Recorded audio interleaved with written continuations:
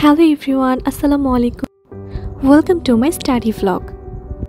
তো এখন বাজে বিকাল 5:20।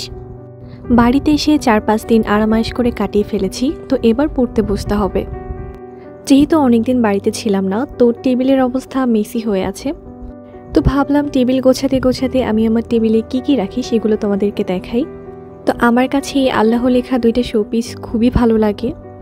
এটা আমার পরের টেবিলে আমি মাস্ট রাখি। তো কিছুক্ষণ আগে আমি শাওয়ার নিয়ে এসেছি, আর শাওয়ারের পর যাতে স্কিন ড্রাই না হয়ে যায় এই জন্য এই সানস্ক্রিনটা ইউজ করছি।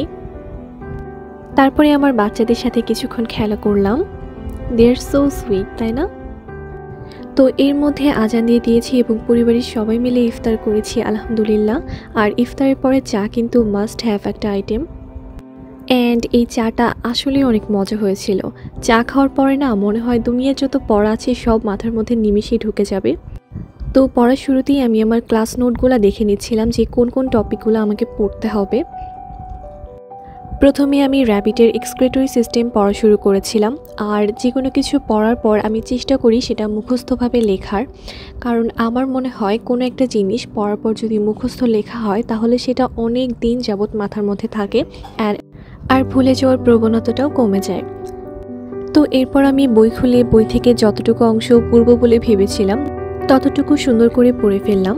আর আমরা যারা জুওলজি স্টুডেন্ট তাদেরকে কিন্তু মাস্ট ফিগার মনে রাখতে হয়, তো আমি সেটাও সুন্দর করে দেখে নিলাম। এরপর আমি সেল বায়োলজি থেকে কিছু পড়ে ফেললাম।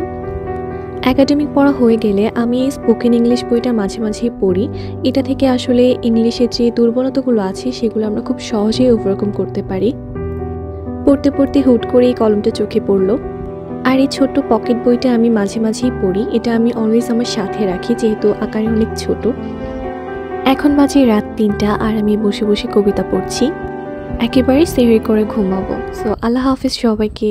এতক্ষণ সাথে থাকার জন্য ধন্যবাদ।